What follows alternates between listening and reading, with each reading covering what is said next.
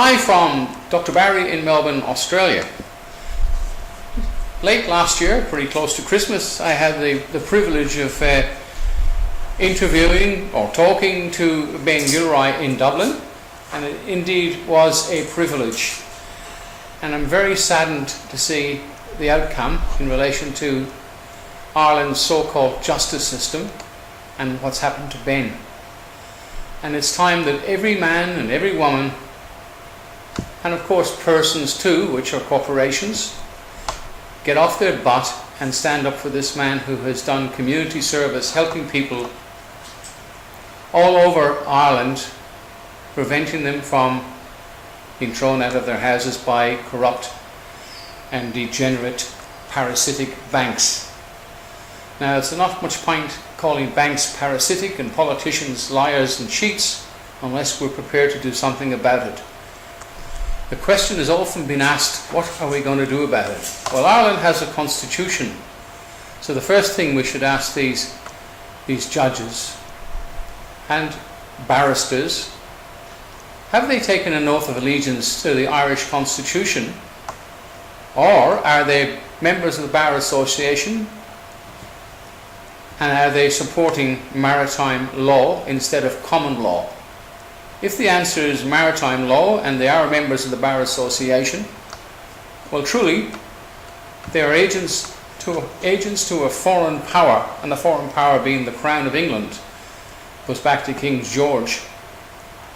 So these people, and the Inns of London, so these people are aiding and abetting a foreign power and have no right to practice in an Irish republic, or in Australia for that matter. Now, how they got away with it in America, because we all know in a republic you can't have lords and ladies, yet we have a Lord Mayor. Again, something very bodgy going on there. I did discuss that with Ben. It's a con job. Now, in America, the Bar Association can only, by the Act of 1871. Now that corporation in America is run in Washington, D.C.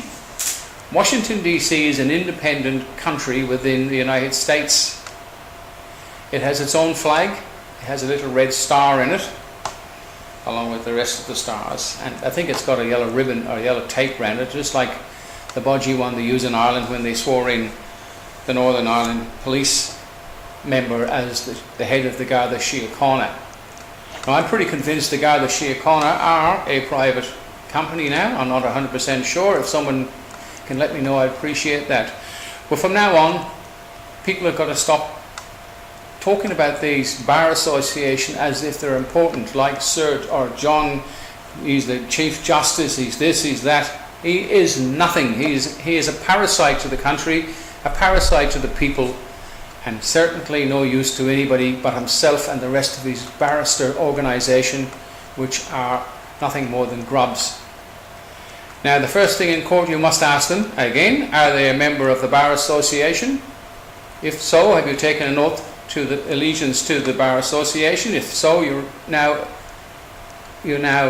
unlawful and illegal. Unlawful is much more important.